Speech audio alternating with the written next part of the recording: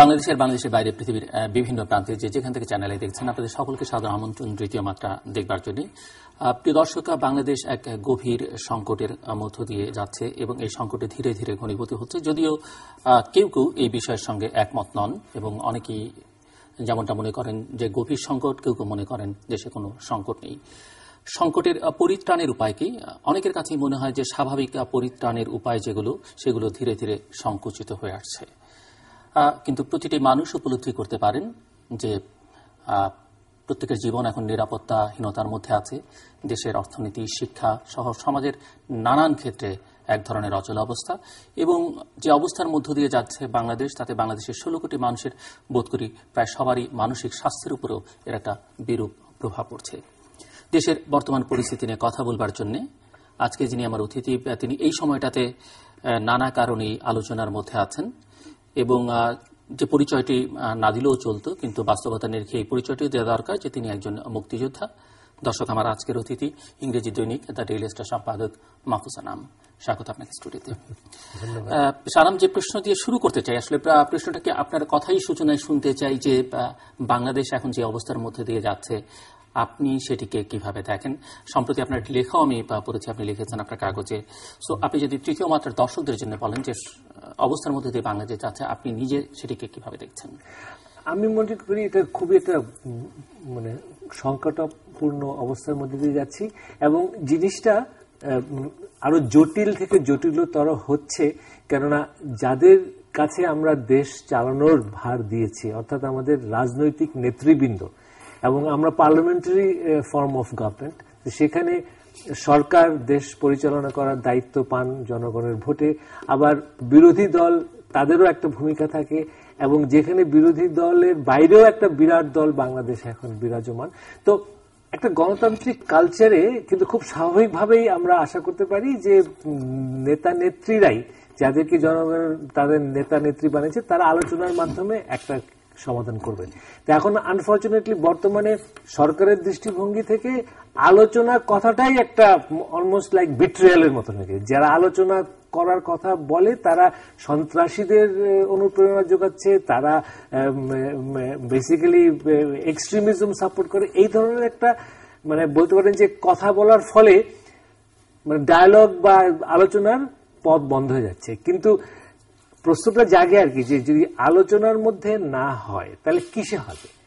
সেখানে হচ্ছে যে প্রতিদ্বন্দ্বিতায় যে জয়ী হবে সেই জিতবে এবং যে হারবে সে হেরে যাবে। তো এটা তো গণতন্ত্রের একটা অ্যাটিটিউড হলো না।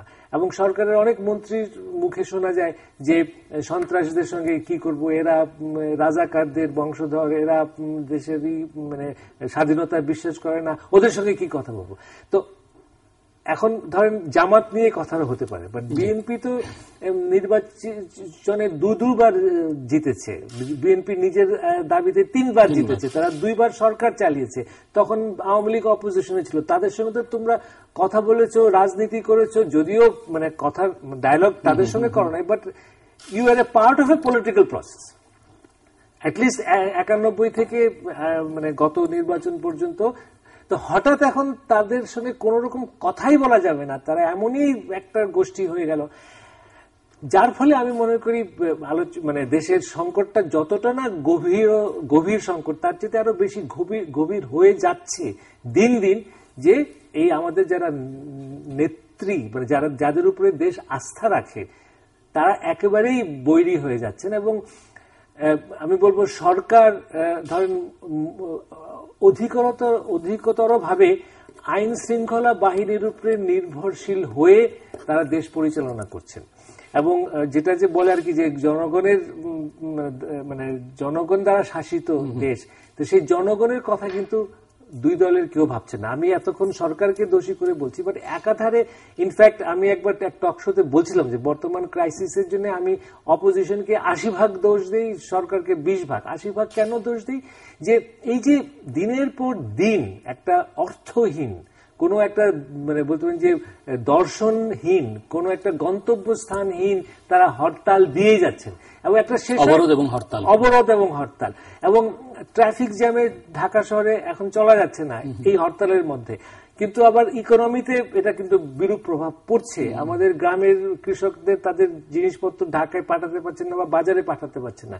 তো আমার কাছে যেটা সবচেয়ে খারাপ লেগেছে, এটা আমি মানে সত্যি সত্যি খুব মন থেকে নিন্দনীয় মনে করি, সেটা হচ্ছে যে এই ছাত্রছাত্রীদের পরীক্ষা প্রায় 14 লক্ষ 15 লক্ষ ছাত্রছাত্রীর পরীক্ষা, এবং পরীক্ষা হরতাল দেয় সরকার, ওটাকে পিছিয়ে আরেকদিন দেয়, ওই দিন আবার হরতাল দেয়।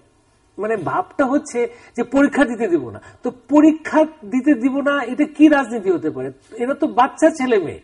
তো আমি মনে করি যে আমাদের রাজনীতি এমন একটা ন্যাক্কারজনক এখন জায়গায় চলে গেছে যে মানে জনস্বার্থ, অর্থনীতি, মানুষের বাঁচার অধিকার, বাক স্বাধীনতা, এটা মানে কোনো মূল্য নাই মনে হচ্ছে। তো সরকার আবার বলছে যে অপোজিশনকে দায়ী করছে, যে এরা সব জন্য অপোজিশন দায়ী, এবং অনেক অর্থে সরকার ঠিকই বলছে। কিন্তু আমি যেখানে সরকারকে অত্যন্ত মানে কাঠগড়া দাঁড় করাবো যে তারা এটার একটা শান্তিপূর্ণ একটা উপসংহারের জন্য তারা কিন্তু কোনো, সরকার যেটি বলছে যে যারা পেট্রোল বোমা মানে নাশকতা করে তাদের সঙ্গে যদি সরকার সংলাপে বসে, ভবিষ্যতেও এরকম কেউ নাশকতা করে সহিংসতা করে যে কোনো সময় যে কোনো সরকারকে আলোচনার কথা বলবে। এটার যে যুক্তিহীন কথা তা না, এটারও অনেক যুক্তি আছে, কিন্তু আমি তো যুক্তি এইদিকে শুনছি যুক্তিপূর্ণ, ওদিকে অপোজিশন বলছে সরকার আমাকে কোনো স্পেস দিচ্ছে না, আমি কোনো কিছু করতে পারছি না। তো তাহলে এই মধ্যে আমি সাধারণ জনগণ আমি কোথায় যাব? মানে after all logic is very strong, বুঝলাম, কিন্তু সমাধানও তো আমার খুব প্রয়োজন। তো এই সংকটের মূল কারণ কি মনে হয়, মানে এই সংকটের উৎস কোথায়? এটিকে কেউ দেখছেন 1975 থেকে, কেউ দেখছেন এটি একটি আন্তর্জাতিক ষড়যন্ত্রের অংশ, কেউ মনে করেন এখানে জঙ্গিবাদ, সন্ত্রাসবাদের উত্থানের সঙ্গে এটা সম্পর্ক রয়েছে, কেউ মনে করেন 5ই জানুয়ারির নির্বাচনের মধ্যে এই সংকটের উৎস নিহিত, কেউ রাজনৈতিক সংস্কৃতিকে দায়ী করে। আপনি এই সংকটের মূল কোথায় দেখেন, মানে বর্তমান সংকটের কথা? আমরা যদি ধরেন চেষ্টা করি তাহলে এটার সূত্র আমি মানে সেই 47 থেকে নিতে পারি, মানে ইন্টেলেকচুয়ালাইজ করা যায় অনেক ক্ষেত্রে, বাট তারপরেও তো আমরা দেখেছি যেটাকে বলে প্র্যাকটিক্যাল পলিটিক্স, হ্যাঁ, যে 91 থেকে আমরা দুটো দল পেয়েছি, তারা নির্বাচিত হয়ে সরকার চালিয়েছেন, এবং কোনো না কোনো ভাবে মানে আমরা এগোচ্ছিলাম, অর্থনৈতিক উন্নতি হচ্ছিল, এবং বলতে পারেন যে অনেক ধাক্কা টাক্কা খেয়েও গণতান্ত্রিক ভাবে কিন্তু দেশ চলছিল। তো আপনি যদি বলেন এই মুহূর্তে আমরা মানে এই জায়গায় এসে ঠেকলাম কি করে, তো সেখানে আমি বলতে চাই, আমরা কাগজে লিখেছিও, যে আমি মনে করি যে ওই যে আপনার তত্ত্বাবধায়ক সরকারের যে এইটা প্রক্রিয়াটা ছিল, এটাকে আকস্মিকভাবে বদলানো। এখানে আমি প্রধানমন্ত্রীর লজিকটাও তার একটা আমি বুঝি, যে অনির্বাচিত লোকজন থাকবে কেন, দেশ চালাবে, এটা আমাদের কনস্টিটিউশন বিরোধী, এটা আমি মেনে নিলাম, কিন্তু আমরা তো ওইটা একটা সুফল পাচ্ছিলাম। হ্যাঁ, তো যদি বদলাতেই হয়, আমার কাছে মনে হয় যে যেটা কোর্ট বলেছিলেন যে আরো 2 টার্ম রেখে, অথবা যদি আরো 1 টার্ম রেখেও যে ঠিক আছে আমি এটা বদলাবো, বাট এই মুহূর্তে আমি একটা নির্বাচনের জন্য একবারের জন্য লেভেল প্লেইং ফিল্ড থাকুক, তারপরে আমরা অপোজিশনকে তো সময় দিয়ে তাকে তো কনফিডেন্সে নিতে হবে। আপনি হঠাৎ মানে আমি ধরেন যদি উল্টো করে দেই, যে ওই সময় খালেদা জিয়া ক্ষমতায় ছিল এবং উনি আওয়ামী লীগের সঙ্গে কোনো আলোচনা না করে তত্ত্বাবধায়কটা বাতিল করে দিলেন, তাহলে কি আওয়ামী লীগ মানত? আমার ধারণা মানত না, কেননা 2 দল একে অপরের সন্দেহের উপরে চলে। সো ওটা আমি মনে করি শুরু। তারপরেও আমি এটা বলতে চাই যে ধরেন একটা নির্বাচন হলো, এই নির্বাচনটা তখন প্রধানমন্ত্রী বলেছেন যেটা সাংবিধানিক একটা বাধ্যবাধকতা বলেছেন। তারপরে ধরেন একটা অ্যাটিটিউড হতে পারতো যে উনি এত সুন্দরভাবে দেশ চালাতেন, এত সুন্দর গুড গভর্নেন্স হতো যে লোকজন আস্তে আস্তে নির্বাচনের কথাটা ভুলে যেত। কিন্তু আমরা দেখলাম যে সত্যিকার অর্থে যে মানে অপোজিশন না, বিএনপিকে বিশেষ করে বিএনপিকে কোণঠাসা করার একটা বিরাট একটা প্রক্রিয়া প্রথম থেকেই আমরা দেখলাম, এবং যার ফলে আমার মনে হয় পলিটিক্যাল টেনশনটা বাড়ছে। মানে আমাদের এটা তো অস্বীকার করার কোনো উপায় নাই যে বিএনপিও একটা বড় দল, তার তো একটা সমর্থনের একটা তো ভোট ব্যাংক আছে। আপনি বিএনপিকে যদি বিলুপ্তও করে দেন, তো ওই ভোটারগুলো কোথায় যাবে? সো এই বাস্তবতা আমার মনে হয় যে আওয়ামী লীগ নেতৃবৃন্দ ঠিক সঠিকভাবে দেখছেন না। আপনি নিশ্চয়ই লক্ষ্য করেছেন যে সরকারে যারা আছেন তারা বলছেন, মানে মন্ত্রিসভায় যারা আছেন বা আওয়ামী লীগের গুরুত্বপূর্ণ নেতৃবৃন্দ, তারা বলছেন যে এখন হয় ওই পক্ষ থাকবে না হয় এই পক্ষ থাকবে, নাম ধরে বলছেন হয় বিএনপি জামাত থাকবে না হয় আওয়ামী লীগ থাকবে, হয় মুক্তিযুদ্ধের পক্ষের শক্তি থাকবে না হয় যে তাদেরকে বিএনপি সহ তাদেরকে মুক্তিযুদ্ধের বিপক্ষের শক্তি মনে করেন যে তারা থাকবে। এই লড়াইটা এখন এরকম জায়গায় তারা মনে করছেন। হ্যাঁ, আমি মনে করি যে এই ধরনের বলাটাও একটুখানি মানে বলতে পারেন যে ইররেসপন্সিবল। বিকজ আপনি মানে ধরেন আমি আমি আমি আওয়ামী লীগের একজন লোক, আমি দেখছি যে আমি চাই বিএনপি আস্তে আস্তে বিলীন হয়ে যায়। তো এখন এই যে 2008-এর যে নির্বাচন, 2008-এর সেই নির্বাচনে আমি কি রেজাল্ট পেয়েছি? আমি পেয়েছি যে আওয়ামী লীগ এবং তার মিত্ররা মিলে পার্লামেন্টের 5 ভাগের 4 ভাগ তারা, বিএনপি মাত্র 30টা সিট পেয়েছে এবং জামাত 2টা পেয়েছে। তো আমি যদি আওয়ামী লীগের হই, তা আমি দেখছি যে আমি তো গণতান্ত্রিক ভাবেই তো আমি বিএনপি এবং জামাতকে তো আমি অনেক নিম্নে নিয়ে আসছি। তাহলে আমি আমার অ্যাপ্রোচ হতো, যদি আমি গণতন্ত্রে বিশ্বাস করি, তাহলে আমার এই ভিক্টরিটাকে আমি কনসলিডেট করব এবং এখানে এমন ভাবে দেশ সুশাসন করব যে ভবিষ্যতের নির্বাচনে যেন বিএনপি 30-এর বেশি সিট না পায়, পারলে আরো কম পায়। কিন্তু আমি তো ওই পথে গেলাম না। আপনি যদি, আমার প্রশ্ন একটা, যে 2008-এ যে ম্যান্ডেট আওয়ামী লীগ এবং তার মিত্ররা পেল, কি এমন ঘটলো যে 2014 আসতে আসতে এমন তারা একটা ইনসিকিউরিটির মধ্যে চলে গেল যে তারা তত্ত্বাবধায়ক বাতিল করে দিল এবং 2014-তে 300 লোকের পার্লামেন্টের 153 জন আনকনটেস্টেড ভাবে পার্লামেন্টে আসতে হলো। পৃথিবীর কোন দেশকে, কোন পার্লামেন্টকে, কোন রাজনৈতিক নেতৃবৃন্দকে তো আপনি বোঝাতে পারবেন না যে মেজরিটি এমপি যেখানে আনকনটেস্টেড ভাবে নির্বাচিত হয়, মানে আনকনটেস্টেড এমপি হয়, একটা ভোট দেওয়ার আগে মেজরিটি হয়ে যায় একটা দলের, এটা গণতান্ত্রিক? এটা তো বললেই তো। মিস্টার মাহফুজ আনাম, সরকারের দিক থেকে বলা হচ্ছে যে এটি আমরা বলছি বা আপনারা বলছেন বা কেউ কেউ বলছে, কিন্তু সিপিইউতে আইপিইউতে তো বাংলাদেশ জিতছে, বাংলাদেশ স্পিকার জিতেছেন, বাংলাদেশের একজন সংসদ সদস্য জিতেছেন, তো সেটি তো বলছেন গোটা দুনিয়া তো তাদেরকে এই সংসদকে স্বীকৃতি দিচ্ছে। না না, আইপিইউ একটা সংগঠন, ওরা কি একটা পার্লামেন্টকে অস্বীকৃতি দিবে? এগুলা যারা আন্তর্জাতিক মহলে কাজ করেন না তাদের বক্তব্য। ইউএন মানে ইন্টারন্যাশনাল সিস্টেম, তারা দেশের ভেতরকার জিনিস নিয়ে তো মাথা ঘামায় না। তারা দেখছে পার্লামেন্ট হয়েছে কনস্টিটিউশনালি হয়েছে, মানে কনস্টিটিউশনালি তো হয়েছে, কিন্তু আপনি একটা অন্তঃশ্বাস শূন্য একটা পার্লামেন্ট পেয়েছেন। এখানে তো আইপিইউ তো এসে প্রত্যেকটা দেশে গিয়ে গণতন্ত্র, এটা কি গণতান্ত্রিক হয়েছে কিনা, এই পার্লামেন্ট ঠিক কিনা, ওরকম তো বিচার তারা করে না। তো সরকার যখন আইপিইউ কে ব্যবহার করছেন তার নিজের সংসদকে লেজিটিমাইজ করার জন্য, আমার মনে হয় এটাই বড় প্রমাণ যে তারা আসলে ভোটের মানে ভোটার ভিত্তিক সংসদকে দিকে নজর না দিয়ে ইন্টারন্যাশনালি তো আমি জিতলাম, ওটা জিতলাম, আমার কাছে মনে হয় এগুলোর গুরুত্ব অতটা না। It is something that we should be proud about. Saber Hossain এখন আইপিইউর প্রেসিডেন্ট, একটা বাঙালি হিসেবে আমি গর্ববোধ করি, বাংলাদেশের জন্য এটা গর্ব, কিন্তু এটাকে পলিটিক্যালি ব্যবহার করা একদম ঠিক। আপনি যেমনটা বলছিলেন যে এই যে বিএনপিকে মার্জিনালাইজ করা বা বিএনপি যদি না থাকে বা জামাতও যদি না থাকে, তো এদের সমর্থকরা তো কোথাও না কোথাও যাবে। আপনার কি ধারণা, যদি এই শক্তিকে কোনোভাবে প্রশাসনিকভাবে রাজনৈতিকভাবে নিশ্চিহ্ন করা যায়, সরকারের ভাষা আমি কোটানকোট বলছি, তাহলে এই স্পেসটা কোন শক্তি নিতে পারে? একটা হলো গণতান্ত্রিক প্রক্রিয়া, আপনি এমন ভাবে দেশ চালান, আপনি এমন ভাবে মানে মুক্তিযুদ্ধের সোনার বাংলা আমরা তৈরি করি যে ভোটাররা আস্তে আস্তে তাদেরকে একেবারেই পরিত্যাগ করবে। এটা কি হয় না? নিশ্চয়ই সম্ভব, কিন্তু আপনি গণতান্ত্রিক ভাবে করতে তো পারেন। একটা পলিটিক্যাল ফোর্সকে আপনি একদম নিশ্চিহ্ন করে ফেলতে পারেন গণতান্ত্রিক ভাবে, কিন্তু আপনি যখন এটাকে বাই ফোর্স করবেন, এটা রেজিস্ট্যান্স হবে। আপনি তাকে মানে জনগণের মন জয় না করে, আমি এটা কখনো বুঝতে পারি না যে যেসব ভোটার বিএনপি কে ভোট দেয় তাদের মন জয় করা কি এতই ডিফিকাল্ট? এখন লোকে বলে যে না, বাংলাদেশে একটা গ্রুপ আছে যারা যাই করুক না কেন বিএনপি সবসময় সমর্থন দেবেই, আওয়ামী লীগ, হ্যাঁ। এটাই যদি বাস্তবতা হয়, তাহলে আমাকে যদি গণতান্ত্রিক ভাবে দেশ চালাতে হয়, তাহলে আমাকে এই বাস্তবতা মেনে নিয়ে চলতে হবে। এবং আমি তো 91 থেকে 2000 ধরেন অ্যাটলিস্ট 2008 পর্যন্ত তো আমি সেইভাবে চলে এসেছি, এবং আমরা মোরলেস ধরেন যতটাই অসম্পূর্ণ হোক, মানে একটা তো গণতান্ত্রিক স্ট্রং অপোজিশন ছাড়া আপনি ডেমোক্রেসিকে স্ট্রেংথেন করবেন কিভাবে? সেটাই না, তাই বলছিলাম যে আমাদের তো একটা সুন্দর হয়ে আসছিল কাঠামো, এটার ত্রুটি ছিল, ওই ত্রুটিগুলো সংশোধন করা যেত, কিন্তু ওটাকে একদম বাদ দিয়ে নতুন ভাবে যাওয়ার তো আমরা এখন দেখছি ফলটা তো ভালো হচ্ছে না। এবং আমি ধরেন অপোজিশনকে যতই ঘৃণা করি, তার অস্তিত্ব আমি অস্বীকার কিভাবে করি?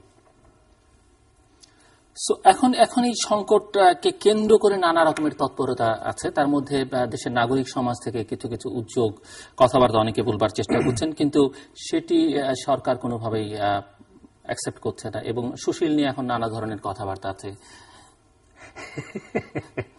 আসলেও ওই যে একাকারের সময় সংস্কার একটা শব্দকে এটাকে বাজে অর্থ দেওয়া হয়েছিল, এখন এই সরকারের মুখে সুশীল একটা বাজে একটা অর্থ দেওয়া হচ্ছে। প্রথম কথা হচ্ছে যে আমি সরকারের এই সুশীল সমাজের প্রতি এই ধরনের আক্রোশমূলক আচরণ বা অ্যাটিটিউডের আমি অর্থ বুঝি না।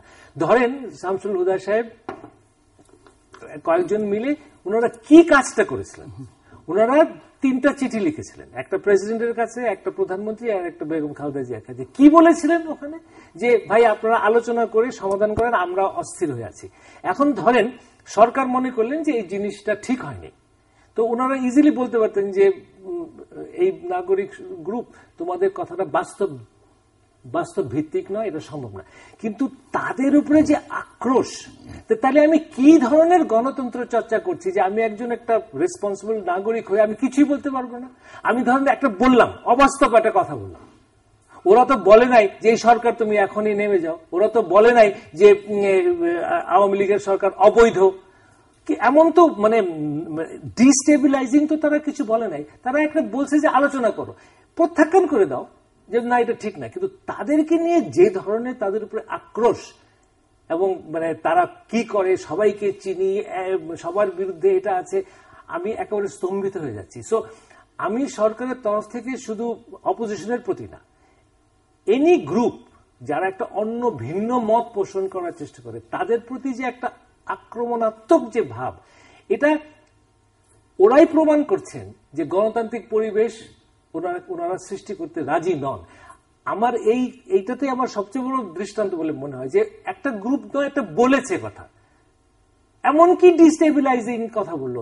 সরকার ওইটাও বলতে পারতেন যে আপনারা আলোচনার প্রস্তাব দিয়ে আপনারা আমাদেরকে সন্ত্রাসীদের সঙ্গে আলোচনা করতে বলছেন, প্লিজ এটা বলেন না, এটা ঠিক না। এসব কিছু না বলে তাদেরকে আক্রমণ করা হলো। আমি মনে করি যে দিস ইজ এ ভেরি, এবং মিডিয়ার উপরেও ধরেন মানে যেসব মিডিয়া ঠিক সরকারের কথা হুবহু প্রতিফলন করছে না, তাদেরকে নিয়ে যেসব বিতর্ক, হ্যাঁ, আমরা এডিটর্স কাউন্সিল থেকে একটা স্টেটমেন্ট দিলাম যে সরকার সংবাদ মাধ্যমের উপর হস্তক্ষেপ করছে এরকম, হ্যাঁ, এবং আমরা বলেছিলাম যে নিরপেক্ষভাবে কাজ করা কঠিন হয়ে পড়ছে। তো সরকার বলতে পারে যে না এটা ঠিক না, হে এডিটর্স কাউন্সিল তোমরা ঠিক না।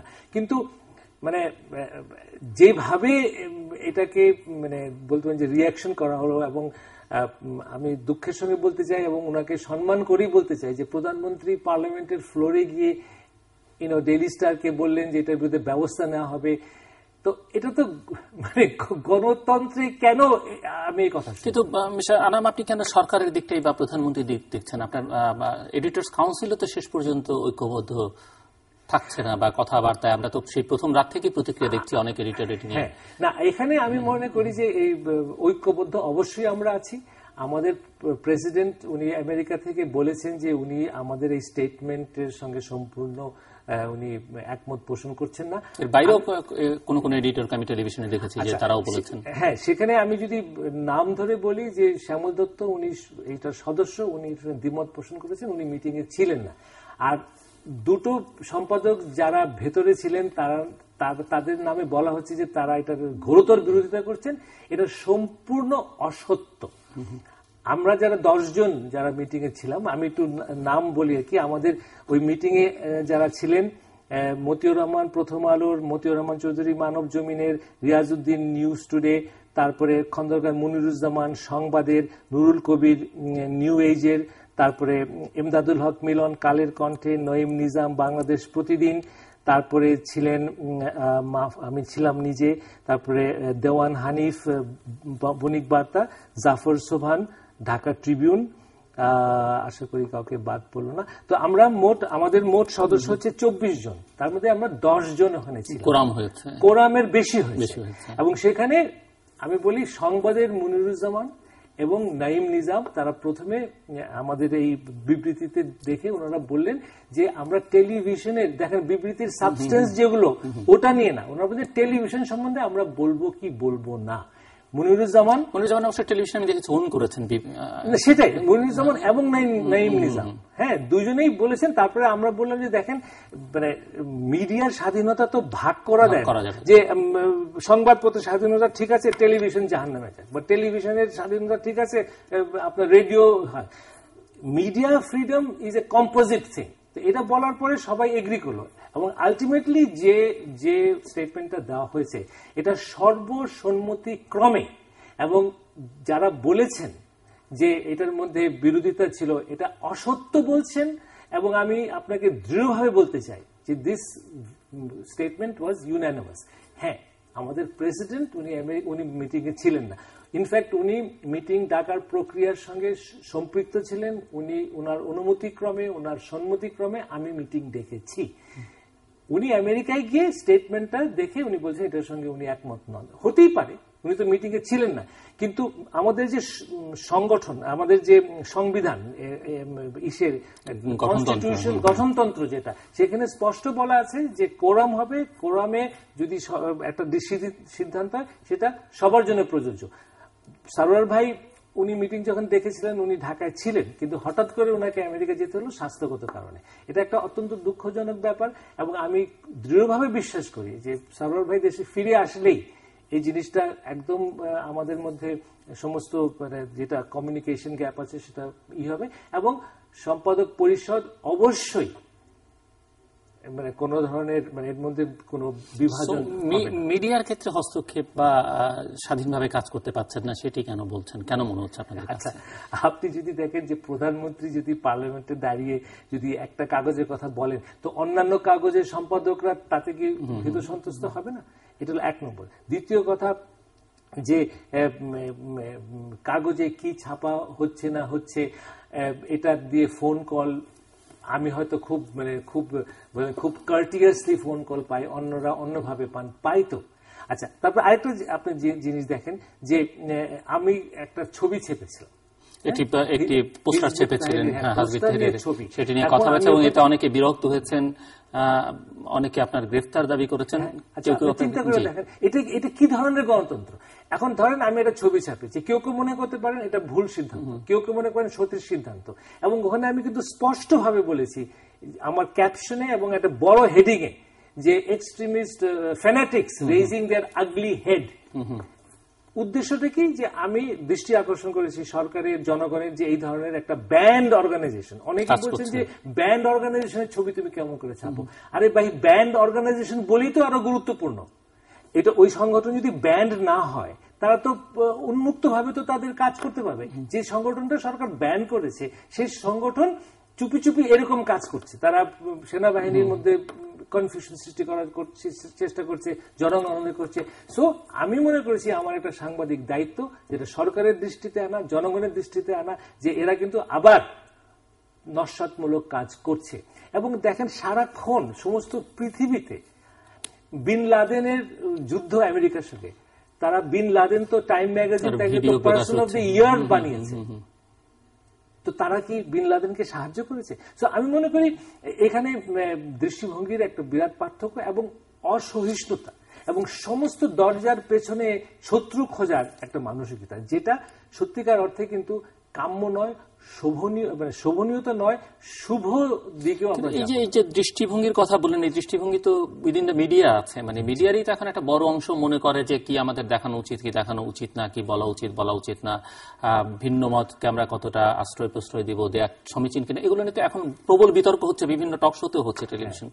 সো আর আপনি সিভিল সোসাইটির কথা বলছেন, মিডিয়ার কথা বলছেন, এখানে পলিটিসাইজেশনটা এমন হয়েছে যে তো মাইক্রোস্কোপ দিয়েও খুঁজে বের করতে হবে যে এই বিবদমান পক্ষগুলোর বাইরে কেউ কথা বলছেন, কথা বলবার চেষ্টা করছেন না। এখন ধরেন যে মিডিয়ার কথা বলছি আর কি, যে মিডিয়ার এক হতে পারে, যেমন আমেরিকাতে এখন ফক্স নিউজ, ওরা ওবামা যে আসলে আমেরিকান নাগরিক সেটাই স্বীকার করতে, কিন্তু একটা আপনার সমস্ত ডিবেটটা হচ্ছে within a parameter of freedom and tolerance.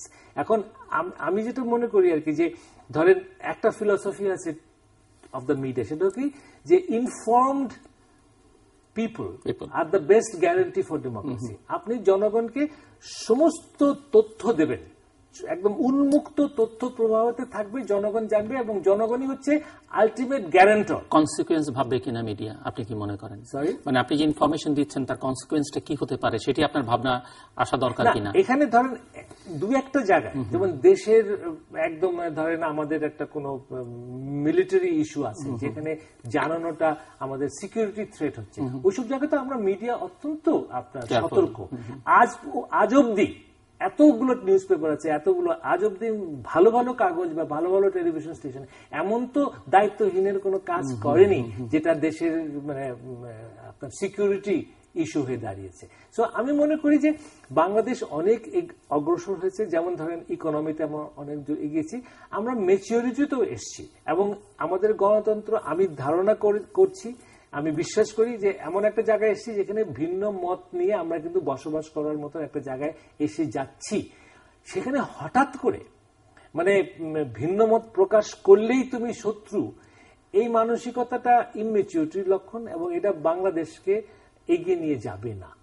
কিন্তু এই যে বিভাজিত মিডিয়া যে এখন নানা ভাগে ভাগ হয়ে যাচ্ছে, গণমাধ্যমের যেটি রোল সেটি দেশের জন্য কতটা মানে পলিটিসাইজেশনের কথা বাই ডেফিনিশন বিভাজনটাকে আমি খারাপ দেখি। মানে আমরা যদি 4-5 এডিটরকে নিয়ে আসি, দেখা যাবে হয়তো কোনোদিন পাওয়াও যাবে না, হয়তো 3 জন আওয়ামী লীগের পক্ষে বলছেন, 3 জন বা 6 জন বিএনপির পক্ষে বলছেন, বা 6 জন আওয়ামী লীগের পক্ষে 3 জন। আমি পার সে আমি এটাকে খারাপ বলছেন না, কিন্তু ওই যে বিভাজনটা হচ্ছে ওটা লজিক হতে হবে এবং তথ্য ভিত্তিক হতে হবে। আপনি এটা বলে দিলেন যা আপনার মুখে আসলো, সেটা কিন্তু বাক স্বাধীনতা, মানে আপনি বলতে পারেন you are misusing your freedom of speech.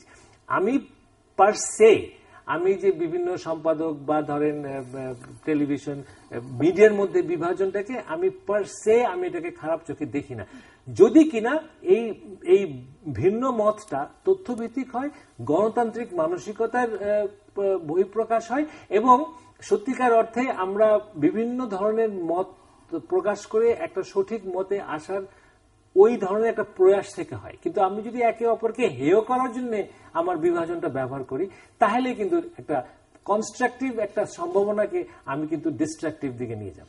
এখন সরকারের দিক থেকে বলা হচ্ছে যে নানা ধরনের ষড়যন্ত্র হচ্ছে বাংলাদেশকে ঘিরে, বিশেষ করে বর্তমান পরিস্থিতিতে এই ষড়যন্ত্রে নাগরিক সমাজ জড়িত, মিডিয়ার কেউ কেউ জড়িত। আমরা সাম্প্রতিককালে মাহমুদুর রহমান মান্নার 2টো টেলিফোন কথোপকথন, সেটি নিয়ে প্রশ্ন আছে এবং সেনাবাহিনীকে উস্কানি দেওয়া হচ্ছে, সেটি গতকালকেও প্রধানমন্ত্রী সেনাবাহিনীর উদ্দেশ্যে কিছু বক্তব্য রেখেছেন, আপনি শুনেছেন। তো সব মিলিয়ে এই যে ষড়যন্ত্রের কথা বলা হচ্ছে, সেটিকে আপনি কিছু আমি মনে করি যে ধরেন আপনি যদি মানে এই ষড়যন্ত্র কথা বলে মানুষের মধ্যে আরো বেশি একটা অনিশ্চয়তার সৃষ্টি হচ্ছে, তাদের মধ্যে ইনসিকিউরিটি সৃষ্টি হচ্ছে। বিকজ সবচেয়ে বেশি প্রয়োজন একটা সমাজের stability, both physical stability and also emotional stability. তা আমি মনে করি যে সরকার সত্যি যদি আপনার কনস্পিরেসির প্রমাণ থাকে, সরকার খুব দ্রুত গতিতে ওইসব লোক বা গোষ্ঠীদেরকে আইনের প্রক্রিয়ার মাধ্যমে তাদেরকে কন্ট্রোলে আনা, প্রয়োজন হলে গ্রেফতার করা। কিন্তু সারাক্ষণ কনস্পিরেসি হচ্ছে বলে যাচ্ছি আর আমি কোনো পদক্ষেপ নিচ্ছি। বলা হয় 11 কুশীলবরা আবার সক্রিয় হয়ে উঠেছে, এরকম কথা শুনেছেন? হ্যাঁ, এইটাও মানে 11 কুশীলব বলতে সেনাবাহিনীর বাইরে কাদেরকে মিন করা হয়। এটাও আরেকটা ব্যাপার যেটা আমাদের জন্য খুব মানে দুঃখজনক, সেটা কি যে আমরা নিজেদের মন গড়া কতগুলো ন্যারেটিভ সৃষ্টি করছি। ধরেন 11 সবচেয়ে বড় বেনিফিশিয়ারি কে হয়েছে? আওয়ামী লীগ এবং বর্তমান সরকার। কিভাবে হয়েছে? ওই 11 সরকার একটা সুষ্ঠু নির্বাচন দিয়েছে, সেই নির্বাচনের মাধ্যমে আমরা একটা গণতান্ত্রিক প্রক্রিয়ায় আমাদের নতুন সরকার পেয়েছি। আপনি খালি মনে করেন যে আমরা তো ওই নির্বাচন যদি হতো, কত 13 মিলিয়ন, হ্যাঁ আমাদের যে ভোটার লিস্ট 83 মিলিয়ন, হ্যাঁ প্রায় 13 মিলিয়ন, 1,30,00,000 ফলস ভোটার ছিল। তো ওই ফলস ভোটারটা কিভাবে বেরোতো? এবং আমি তো মনে করি 11 সরকারের সবচেয়ে বড় অবদান সেটা হচ্ছে আমাদের আইডেন্টিটি কার্ড, একটা computer based photo based identity card. So আমি এই ন্যারেটিভস গুলো বুঝি না। এবং সেখানে মানে আমি মানে ডেইলি স্টার, প্রথম আলো এইসব সংগঠনের কথা আসে। আমরা কি করেছি তখন? এবং ইনফ্যাক্ট মানে আমি মানে প্রিন্ট মিডিয়া হিসেবে আমার একটা সুবিধা আছে, আমাদের সমস্ত কাজ তো প্রিন্টেড। আমরা ওই 2 বছরে প্রায় আমি এটা হিসাব করেছি যে প্রায় 93টা এডিটোরিয়াল লিখেছিলাম যে গণতন্ত্র এবং নির্বাচন যত শীঘ্রই সম্ভব দাও, এবং ওই তত্ত্বাবধায়ক সরকারের উপরে বারবার লিখেছি যে নির্বাচন কোন ক্রমেই তোমরা যেন মানে ওই 2 বছরের বেশি করবে না। এবং 2 বছরটা আমরা মেনে নিয়েছিলাম, বিকজ তারা বলেছে ভোটার লিস্ট নবায়ন করতে এবং কম্পিউটারাইজ করতে 2 বছরের কমে তারা পারবে না। যাত্রা শুরু করেছিল 2 বছর বলি। হ্যাঁ, যাত্রাও শুরু করেছিল 2 বছর বলি। হ্যাঁ, না, এবং 2 বছরের মধ্যে আপনি যদি দেখেন যে আন্তর্জাতিক যেসব সংস্থাতে আগে কোম্পানিগুলোকে যারা দেওয়া হয়েছিল কাজ হিসাবে যে আপনারা ভোটার লিস্টটা কম্পিউটারাইজ করে দেন, ওরা কেউ কিন্তু 5 থেকে 7 বছরের কম সময় চায় না। These are private international companies.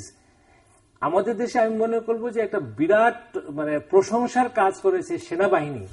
তারা এই পুরো দেশে গ্রামে গঞ্জে ঘুরে ঘুরে আমাকে একটা কম্পিউটারাইজড ছবি শুদ্ধ ভোটার লিস্ট দিয়েছে, যেটার জন্য আমি একটা স্বচ্ছ সত্যিকার অর্থে আপনার রিপ্রেজেন্টেটিভ নির্বাচন পেয়েছি।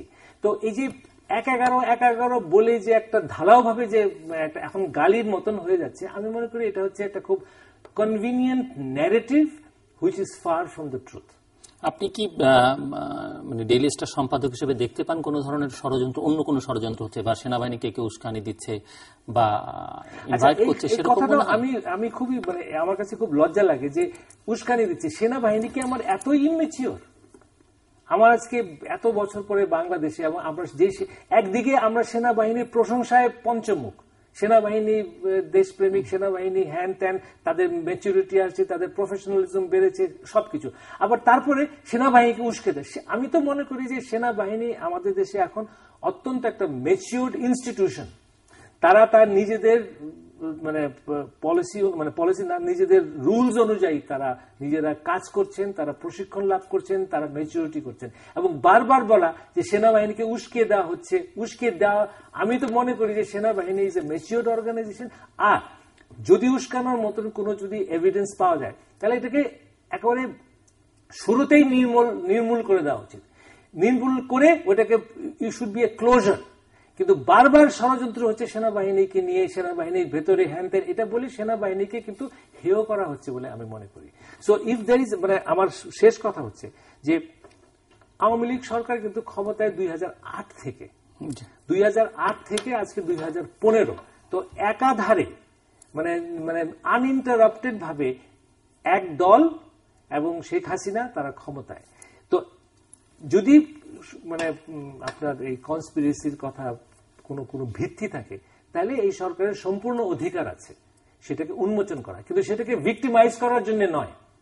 আপনাকে সঠিকভাবে সেটাকে উন্মোচিত করে লোকজনকে আইডেন্টিফাই করে বলে দেওয়া যে this is the evidence, this are the culprits, এবং আমি তাদেরকে নির্মূল করেছি। নির্মূল করে ইউ ব্রিং এ ক্লোজার যে আমরা একটা কনস্পিরেসির আমরা দানা বেঁধেছিল, আমি সেটাকে ধ্বংস করেছি, এখন দেশ আমরা শান্তিতে এগোই। কিন্তু বারবার এই আপনার হচ্ছে, কনস্পিরেসি হচ্ছে, এটা হচ্ছে, ওটা হচ্ছে বলে আমি মনে করি যে একটা আননেসেসারিলি একটা টেনশন এবং ডিস্টেবিলাইজেশন সমাজের মধ্যে আসছে। সবাই সতস্ত থাকছে, সবাই সন্দেহের মধ্যে থাকছে, এবং সত্যিকার অর্থে একটা ইনসিকিউরিটির মধ্যে হচ্ছে। বেগম জিয়াকে, বিএনপি চেয়ারপারসন বেগম জিয়াকে গ্রেফতারের জন্য ওয়ারেন্ট ইস্যু হয়েছে। গতকাল আপনি জানেন আদালত তার গুলশান কার্যালয়ে তল্লাশির জন্য নির্দেশ দিয়েছে। আপনি কি মনে করেন যে তাকে গ্রেফতার করা হবে কিনা, বা হলে তার প্রতিক্রিয়া কি হতে পারে, বা বর্তমান রাজনৈতিক পরিস্থিতিতে? না, প্রথম কথা হলো যে বা তল্লাশি সম্পর্কে নানা ধরনের কথাবার্তা আগে হয়েছে, বিভিন্ন সময় হয়েছে বিভিন্ন কার্যালয়ে তল্লাশি, সেটার রিপার্কেশন কি হতে পারে? এখন ধরেন একটা কথা বলা যায় যে কোন ব্যক্তি তো আইনের ঊর্ধ্বে নন, সেটা সবার জন্য প্রযোজ্য। কিন্তু আমরা এটুকু জানি যে বাংলাদেশে এখন আইনি প্রক্রিয়ার উপরে জনগণের যে ধরনের একটা মানে আস্থার অভাব, আমার ধারণা যে আপনি যতই আইন দিয়ে দেখেন না কেন, উনাকে গ্রেফতার করা বা উনাকে হ্যারাস করা, এটা লোকজন পলিটিক্যালি মোটিভেটেড বলেই ধরবে। Because that is our political culture. Sheikh হাসিনার বিরুদ্ধেও যদি কোনো সময় হয়, সেটাও লোকে বলবে যে এটা পলিটিক্যালি মোটিভেটেড। তো ওইটা আমাদের বাস্তবতা। তা আমি মনে করি যে রাজনৈতিক নেতৃবৃন্দ এবং বিশেষ করে এবং উচ্চ স্তরের নেত্রী যেটা খালেদা জিয়া, তার ব্যাপারে সিদ্ধান্তগুলো রাজনৈতিক হওয়া উচিত, এবং আমি এটাতে কোনো সমাধান দেখি না। আন্তর্জাতিক কমিউনিটি কোনো মানে তাদের নানা ধরনের উদ্বেগ উৎকণ্ঠার কথা আমরা জানি, নানা ধরনের উদ্যোগ। জাতিসংঘ মহাসচিব তার চিঠির জবাবও দিয়েছেন, দু দলের পক্ষ থেকে দেওয়া হচ্ছে। তো সেখানেও তো দেখা যাচ্ছে যে সরকার দিক থেকে আওয়ামী লীগের পক্ষ থেকে নাই করে দেওয়া হচ্ছে সংলাপের। ইউরোপীয় পার্লামেন্ট এটি নিয়ে কথা হয়েছে, মার্কিন যুক্তরাষ্ট্রের উদ্বেগ আমরা দেখছি, সব মিলিয়ে এবং সরকার এইসব বিষয়কে খুব একটা উৎসাহ নিচ্ছে না পরিষ্কার ভাষায়।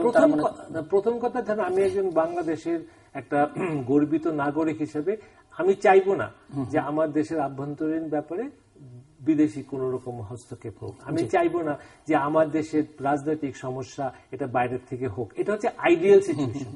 কিন্তু এরপরও একটা কথা থাকে যে আমি যদি একেবারেই মানে আলোচনা আমি একেবারেই মানে ধরেন আমাদের সমস্যার সমাধান করতে ব্যর্থ হই, তাহলে একটা উদ্বেগ কিন্তু আসবে। এবং সেখানে আমি মনে করি সরকারের যে পজিশন যে কোনো আলোচনা হবে না, এটা আন্তর্জাতিকভাবে কিন্তু খুবই একটা গ্রহণযোগ্যতা লাভ কোনোদিনই করবে না। বিকজ ইন্টারন্যাশনালি অ্যাপ্রোচটাই হচ্ছে যে ভাই ভায়োলেন্সের বদলে কথা বলো, ভায়োলেন্সের বদলে কথা। আমরা তো দেখেছি বহু বছর ধরে, ধরেন আমরা যদি নর্দার্ন আয়ারল্যান্ডের মুভমেন্টের কথা দেখি আর কি, যে আইআরএ তো ব্রিটিশ সোলজার 2 যুগ ধরে মেরেছে, তারপরে তো আলোচনা মাধ্যমে হয়েছে। আপনার যে ক্যাম্বোডিয়াতে ultimately the solution was through UN intervention and discussion. আপনার ভিয়েতনামের সেই যে সিচুয়েশন, এখন বলা যেতে পারে ওটা তো একটা যুদ্ধের মানে অবশেষ হয়েছে আলোচনার মধ্যে। আমার দেশে তো যুদ্ধ না, এটা তো ইন্টারনাল। আমি মানি সেই কথাটা, কিন্তু তারপরেও যে আলোচনা করবই না এবং মাঠে যে জিতে সেটা হবে, এটা কিন্তু ইন্টারন্যাশনালি বেশি আমার মনে হয় না গ্রহণযোগ্যতা পাবে। আন্তর্জাতিক গোষ্ঠীর চিন্তার একটাই কারণ হলো যে বাংলাদেশের এই আভ্যন্তরীণ অশান্তিকে কেন্দ্র করে উগ্র মৌলবাদী বা মানে এক্সট্রিমিজম দানা বাঁধতে পারে কি না। তো আমাদের আমি মনে করি এখনো আমাদের বাংলাদেশের আভ্যন্তরীণ ব্যাপারে আমাদেরই এটা সমাধান করা উচিত।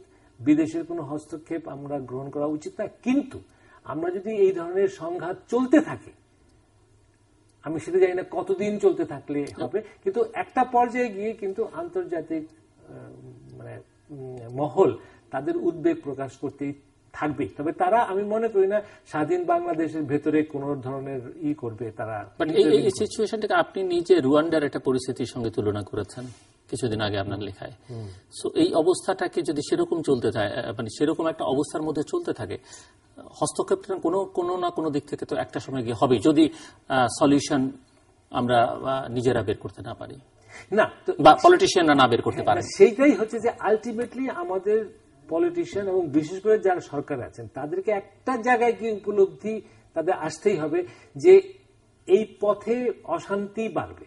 এবং উনাদের মানে ধরেন আমি কথার কথা বলি যে যদি আজকে আওয়ামী লীগে বলে যে আমি জনগণের কাছে বলছি যে খালেদা জিয়ার সমস্ত কাজ হচ্ছে সন্ত্রাসী এবং এটা দেশের অনিষ্ট হচ্ছে, হ্যাঁ হচ্ছে, অনেক কিছু বলেন, এবং যেটার সঙ্গে আমি কিন্তু মানে বেশিরভাগ এগ্রি করি। আমি এখানে বলি নেই যে আমি এই যে বাসে আগুন দেওয়া, পেট্রোল বোমা ফেলানো, এটা মোস্ট ন্যাক্কারজনক রাজনৈতিক পদ্ধতি এবং এটা কন্ডেম করা ছাড়া আর কোনো ভাষা নাই। কিন্তু তারপরেও হচ্ছে। তো প্রধানমন্ত্রী ওই ধরনের একটা অবস্থান নিতে পারেন যে হে জনগণ, আমি এটাকে একেবারেই ঘৃণা করি, একেবারেই আমি এটা মনে করি সন্ত্রাসীদের উস্কানিমূলক হচ্ছে, কিন্তু আমি আজ দেখছি আমার সাধারণ জনগণ এটাতে মারা যাচ্ছে, এটাতে অনিষ্ট হচ্ছে, দেশের অর্থনীতি হচ্ছে।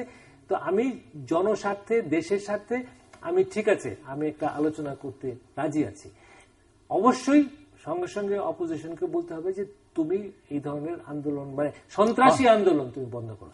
আর এটা তো ঠিক যে আজকে বিএনপিকে তো আপনি কোনো মিটিং করতে দিচ্ছেন না, আপনি কোনো প্রসেশন করতে দিচ্ছেন না, কোনো জমায়েত করতে দিচ্ছেন না, আবার আপনাদের নিজেদের দলের লোকজন কিন্তু রাস্তা বন্ধ করে জমায়েত করছে। তো এই যে একটা ভারসাম্যহীন আচরণ, এটা তো একটা সময় তো বন্ধ করতে হবে। আপনাকে বাট আপনি কি মনে করেন না সরকার যেখানে কনফিডেন্ট যে প্রশাসনিক পদক্ষেপ দিয়ে তারা আসলে এই পরিস্থিতিটা নিয়ন্ত্রণে আনতে পারবেন? ওনারা ভাবছেন তাই হয়তো বা আপনি লক্ষ্য করেছেন যে প্রচুর গ্রেফতার হয়েছে। আমি ধরে নিলাম যে প্রশাসনিক কাণ্ড আরো কয়েক হাজার লোক গ্রেফতার হলো, আরো মানে আপনার কয়েক একটা জায়গায় বন্ধ হলো। এই যে অপোজিশন অভিযোগ আর একটা করছে যে ক্রস ফায়ারে বিচার বহির্ভূত হত্যাকাণ্ড হচ্ছে, মারা যাচ্ছে প্রচুর তাদের নেতাকর্মীরা, সেটিও তারা দেখবার জন্য বলছেন। আপনার কাছে কি মনে হয় তাদের? আমার তো মনে হয় এই প্রশ্নটা ধরেন অপোজিশন ছাড়াও আমি একজন সম্পাদক হিসেবে, আমি একজন নাগরিক হিসেবে আমি তো মনে করি যে সরকার মানে এই ব্যাপারটাকে যথেষ্ট গুরুত্ব দিচ্ছেন না। আমরা নিজেরা এটাতে অত্যন্ত মানে বলতে পারেন যে সন্ত্রস্ত বোধ করছি, এবং আন্তর্জাতিকভাবে বাংলাদেশ যে ইমেজ তার হয়েছিল, একটা গণতান্ত্রিক দেশ, একটা উন্নয়নশীল দেশ, এবং আমরা অর্থনৈতিকভাবে অগ্রসর হচ্ছে খুব দ্রুত, সমস্ত ইমেজ কিন্তু এখন একটা প্রশ্নবোধক চিহ্নের সামনে আসছে। এবং বিশেষ করে এই যে ক্রস ফায়ার ডেথ, এটা কিন্তু সত্যি সত্যি কিন্তু এটা লজ্জার ব্যাপার, উৎকণ্ঠার ব্যাপার, এবং এটা সরকারকে অবশ্যই এটা বন্ধ করা উচিত। আপনাকে যদি একটু আমি জানতে চাই যে সরকার যেটা এখন কন্টিনিউ করছে, এখানে 1 বছরের কিছুটা বেশি সময়, তার আগের 5 বছর, এই দুই সরকারের যদি মূল্যায়ন করতে বলা হয় আপনি কি মানে কিভাবে করবেন? মানে আমি এই সরকারের কথা বলছি, আওয়ামী লীগের এই সরকার এবং তার আগের 5 বছর তারা যেভাবে শুরু করেছে। আগের 5 বছরের মূল পার্থক্য হচ্ছে যে আগের 5 বছরের যে নির্বাচনের মাধ্যমে এসেছিলেন মানে এটা ছিল প্রশ্নের ঊর্ধ্বে, আর এই গত বছরের নির্বাচন সেটা কিন্তু প্রশ্নের ঊর্ধ্বে নয়। এটা মৌলিক পার্থক্য। বাট গভর্নেন্সের ক্ষেত্রে না, তো গভর্নেন্সের ক্ষেত্রেও আমি মনে করি যে এখন যেহেতু মানে আপনি দেখেন না যে গণতন্ত্রের একটা মূল মন্ত্র হচ্ছে চেক এন্ড ব্যালেন্স। সরকারকে কতগুলো অধিকার দেওয়া হয়, তার বিপরীতে কিন্তু আবার কিছু চেকস দেওয়া হয়। এখন এই সরকারের তো উপরে তো কোনো চেকস নাই। পার্লামেন্ট যেটা, সেখানে যে অপোজিশন, এটা তো সত্যিকার অর্থে কোনো অপোজিশন না। পৃথিবীতে আজ অব্দি কোথাও নাই যে অপোজিশনের 3 জন হচ্ছেন সরকারের মন্ত্রী। তো এটা একটা হাস্যকর ব্যাপার। তো বেসিক্যালি আজকে আমার সরকারের উপরে তাকে নজরদারি করা, যেগুলো কনস্টিটিউশনাল বডিজ অর্থাৎ পার্লামেন্ট, তো সেটা অকার্যকর। তো সেখানে তো গভর্নেন্সের একটা বড় ইস্যু আছে, করাপশন অস্বীকার করার কোনো উপায় নেই। বড় বড় করাপশন, ছোট করাপশন, আজকে আপনি গ্রামে গঞ্জে গেলে কোনো একটা কাজ ঘুষ ছাড়া হবে না। তো এইসব দিকে তো সরকার নজর দিতে পাচ্ছেন না। আর আরেকটা ব্যাপার আসছে, ধরেন এই যে সন্ত্রাসীদের যে কাজ, যে গত পরশুদিন যে অভিজিৎকে হত্যা, এটা কিন্তু ধরেন ক্লিয়ার দেখা যাচ্ছে যে একে ওরা মারবে, এটা ওয়েবসাইটে তারা 1 বছর আগে দিয়েছে, তারপরে কয়েক মাস আগে লিখেছে যে ও দেশে থাকে না, যখন দেশে আসবে তখন মারবে। তো আমি মনে করি যে আমাদের যদি আইন শৃঙ্খলা বাহিনী যদি সত্যি সত্যি এইদিকে নজর রাখতো, তাহলে তারা কিন্তু অভিজিৎ আসবে দেশে, তার বাবা মার সঙ্গে জানানো একটা যোগাযোগের হতে পারতো, আসার পরে তাকে একটা সিকিউরিটি দিতে পারতো, বা ওই যে ফারাবি যে লোকটা অ্যারেস্টেড হয়েছে তারপরে আবার যে জামিনে মুক্তি পেয়েছে তাদের ধরতো। কিন্তু আমার আইন শৃঙ্খলা বাহিনীর সমস্ত দৃষ্টি কিন্তু চলে গেল এই অপোজিশন, বিএনপি, জামাত, এদেরকে ঠেকাতে, এবং এই সন্ত্রাস বোমার জন্য তাদেরও কিন্তু সমস্ত এনার্জি চলে গেল এদিকে, যেটাকে আমেরিকান ভাষায় বলে আর কি, যে you took the eye of the ball. আমার চোখ সবসময় নজর থাকা উচিত ছিল যে আমার সন্ত্রাসীরা কি করছে, আমার উগ্রপন্থীরা কি করছে। ওই স্পিরিট থেকেই কিন্তু আমরা সেদিনের পোস্টারের ছবিটা ছেপেছিলাম যে উগ্রপন্থীরা এই দেখো আবার মাথা চাড়া দিয়ে ওঠার চেষ্টা করছে। এটার স্পিরিটটা সরকার টোটালি উল্টাভাবে বুঝলো, সেটা যাই হোক। কিন্তু আমি মনে করছি যে আইন শৃঙ্খলা, সন্ত্রাসী দমন, মানে এক্সট্রিমিস্ট দমন, এগুলো সেখানে তো কয়েক স্তর বিশিষ্ট নিরাপত্তা ব্যবস্থাই ছিল, তার মধ্যে সেটি কিভাবে সম্ভব হলো সেটি একটি প্রশ্ন। না দেখেন, আমাদের কিন্তু যাই আপনি করেন না কেন, ইনএফিসিয়েন্সির একটা ফ্যাক্টর আপনাকে ধরে নিতেই হবে, যে আপনি তাদেরকে সবচেয়ে আধুনিক যন্ত্র দিলেন, সবচেয়ে আধুনিক ট্রেনিং দিলেন, তারপরেও আমাদের একটা অভ্যাসগত ইনএফিসিয়েন্সি আছে। আমি অনেকেই পুলিশকে অনেক সন্দেহের ইঙ্গিত দিচ্ছেন, আমি এটাকে ইনএফিসিয়েন্সি বলতে চাই।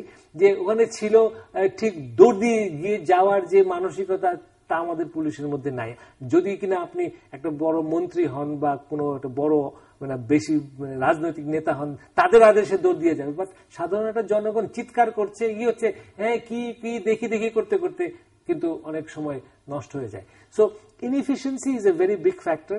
এবং আমি মনে করি যে এই যে সন্ত্রাসীদের বিরুদ্ধে জিনিসটা এখন একেবারে বিএনপি আর জামাতের দিকে হচ্ছে, ওটা এক ধরনের। কিন্তু আসলে যারা উগ্রপন্থী তারা কি করছে এই ব্যাপারে আরো বেশি রিসোর্স দিয়ে। একটা প্রশ্ন করি, আপনি যে পেট্রোল বোমার যে বিতর্ক, মানে পেট্রোল বোমা তো স্বাভাবিকভাবে পারসেপশন হচ্ছে যে যারা আন্দোলনের ডাক দিয়েছেন এবং আন্দোলনের এই সময়টার মধ্যেই সেটি হচ্ছে, তো দায়টা তাদের উপরে পড়তে, কিন্তু তারা আবার দায় চাপাচ্ছেন সরকারের উপরে, আপনি লক্ষ্য করেছেন। এবং কিছু কিছু কাগজে কিছু কিছু খবর বেরিয়েছে, সেগুলো তারা উদাহরণ হিসেবে হাজির করছেন। এবং এই ধরনের ঘটনায় বাংলাদেশে দেখা যায় যে অনেক সময় একটা পলিটিক্যাল মাইলেজ নেওয়ার জন্য অনেক সময় নানা ধরনের কিলিং হয়েছে, নানান মহল থেকে করা হয়েছে। সো অভিজিতের ক্ষেত্রে এরকম কথা কেউ কেউ বলবার চেষ্টা করছেন, সেরকম মনে হয়? আমি অভিজিৎকে সেই ক্যাটাগরিতে ফেলতে চাই না একেবারে, বিকজ তাকে হত্যা করবার জন্য তো একটা ডিক্লেয়ার্ড ইন্টেনশন ছিল এবং এক দল তো সেটার দায়িত্ব নিয়েছে। কিন্তু এখন হয়েছে কি, আমাদের মানে ইউ মাস্ট রিমেম্বার যে এত হাইলি পপুলেটেড একটা দেশে we are ultimately not a very efficient state, এবং এখানে করাপশনের লেভেল এত বেশি। আমরা তো এটাও জানি না যে ধরেন যখন একটা দল সরকারে আসে তখন সুবিধাবাদীরা ওই সবাই মিলে ওই দলে আসে, যেটা প্রধানমন্ত্রী প্রায় বলেন ছাত্রলীগের নামে তো অন্য লোকেরা ঢুকে যায়। এবং ওই সংগঠনগুলোও কিন্তু চেষ্টা করে না, তারা একটা নিজেদের জনবল দেখানোর জন্য তারা কিন্তু চেষ্টা করে না একটুখানি মানে বিচক্ষণতার সঙ্গে তাদের মেম্বারশিপ দিতে। সো হতে পারে যে অনেক ধরনের এলিমেন্ট ঢুকেছে এবং তারা সুবিধাবাদী, তারা পয়সার জন্য নিজেরা হয়তো ছাত্রলীগের নাম ধরে বা একটা সরকারি দলের ছত্রছায়ায় তারা কুকাজ করছে। আমাকে কিন্তু সিরিয়াসলি ধরতে হবে যে আন্তর্জাতিক লেভেলে এখন সন্ত্রাস কিন্তু একটা হাইলি অর্গানাইজড, মানে খুবই ওয়েল ইকুইপড, টেকনোলজিক্যালি স্যাভি কিন্তু একটা থ্রেট, এবং এটাকে আমাদের কোনোভাবেই কিন্তু ছোট করে দেখার কোনো অবকাশই নেই। একটু আলোচনা করেছে, আবার প্রশ্ন করতে চাই শেষের দিকে, ডেইলি স্টার এবং মাহফুজা নাম আক্রমণের মধ্যে কেন, মানে কি মনে হয় আপনার কাছে? নিশ্চয়ই খুঁজে দেখার চেষ্টা করেছেন। হ্যাঁ, খুঁজে দেখার চেষ্টা করেছি। এখন মানে আমরা সবসময় বস্তুনিষ্ঠ সাংবাদিকতা করার চেষ্টা করেছি, তবে হ্যাঁ আমরা একটা স্বাধীন কণ্ঠ হিসেবে আমরা নিজেদেরকে প্রতিষ্ঠা করতে চাই। তো এখানে আমি বলতে চাই যে সরকারের আচরণ সম্বন্ধে আমি সত্যি সত্যি বলতে পারেন যে কনফিউজড, বিকজ কতগুলো ইম্পর্টেন্ট ইস্যুতে মানে ডেইলি স্টার এবং সরকারকে ফেভার করার জন্য না, সরকারকে খুশি করার জন্য না, আমাদের সাংবাদিকতার নৈতিক দায়িত্ববোধ থেকে আমরা কতগুলো ইস্যুতে যে সাপোর্ট সরকারকে দিয়েছি। যেমন ধরেন বিডিআর ঘটনার সময় একটা মত ছিল যে প্রধানমন্ত্রী আর্মিকে দিয়ে সমাধান করতে পারতেন, প্রধানমন্ত্রী বলছেন না আমি এটাকে আলোচনার মাধ্যমে করব, এবং আমরা মনে করেছি প্রধানমন্ত্রী সঠিক কাজ করেছেন, একটা বিরাট সমর্থন ওনাকে আমরা দিয়েছি। তারপরে হেফাজতের সময় আমরা প্রায় সবাই অনেকেই বলছিল কনফিউজ করার জন্য যে 2500-3000 লোক মারা গেছে। যেহেতু আমার দুজন রিপোর্টার, দুজন ফটোগ্রাফার সারা রাত ওখানে ছিল, আমি কিন্তু সাংবাদিকতার এথিক্সের ভিত্তিতে আমি বলেছিলাম যে না 12-13 জনের বেশি মারা যায় নাই, পরের দিন সকালে মারা গেছে।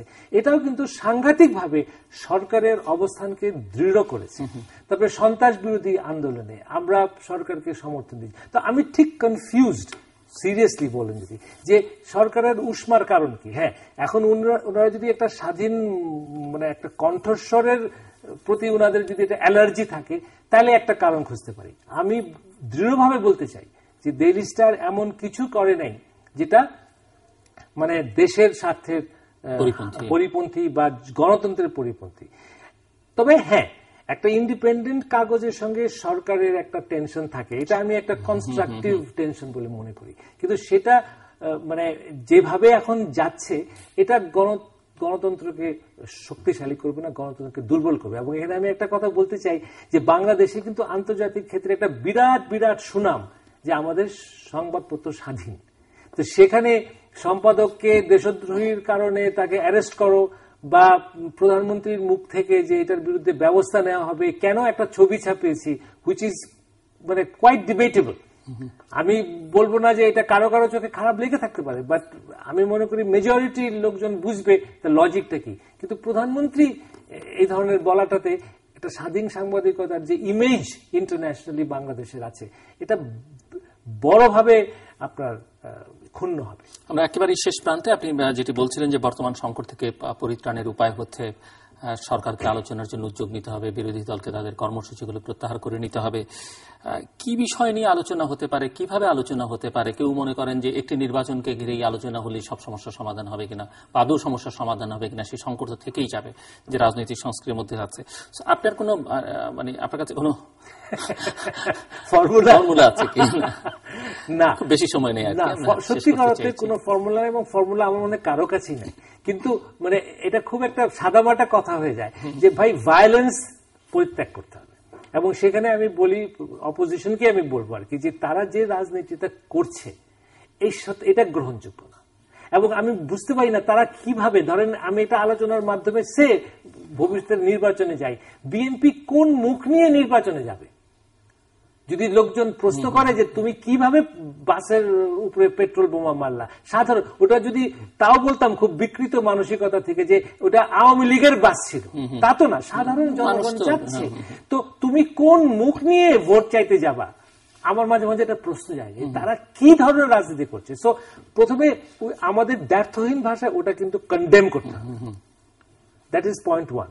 কিন্তু তারপরেও সরকারকে বলতে হবে যে তুমি ওই ধরনের একটা মানে একটা অনর একটা পজিশন যে আমি সন্ত্রাসীর কথা বলবো না, আর এদিকে দেশে সন্ত্রাসী হয়ে যাচ্ছে, মানে সমাধানটা যদি মাঝে মাঝে একটুখানি মানে আপনারা বলতে পারেন যে মানে নিজের দম্ভটাকে একটু ছোট করে হলেও যদি সমাধান যায়, জনগণ কিন্তু অ্যাপ্রিশিয়েট করে, জনগণ অ্যাপ্রিশিয়েট করে। অনেক ধন্যবাদ মিস্টার মাহফুজ আনাম। দর্শক, কথা বলছিলেন ডেইলি স্টার সম্পাদক মাহফুজ আনাম। অনেকের কথার মতো একই কথা যে নাশকতা, সহিংসতা বন্ধ করতে হবে এবং এটিকে নিন্দা জানাতে হবে, এ বিষয়ে কোনো ভিন্ন মতের অবকাশ নেই। এবং দ্বিতীয়ত এবং মূল কথা সবার আগে যেটি, সেটি হচ্ছে যে এই সংকট সমাধানের দায়িত্ব সাংবিধানিকভাবে সরকারের উপরে, এবং সরকারকে সেটি করতে হবে যে কোনো উপায়ে। এবং সেখানে তিনি মনে করেন যে আলোচনার কোনো বিকল্প নেই, অর্থাৎ বিরোধী পক্ষের সঙ্গে আলোচনার মধ্য দিয়ে সমঝোতার পথে হাঁটতে হবে। দর্শক, আমাদের সঙ্গে থাকবার জন্য অসংখ্য ধন্যবাদ। আপনাদের সবার জন্য শুভকামনা।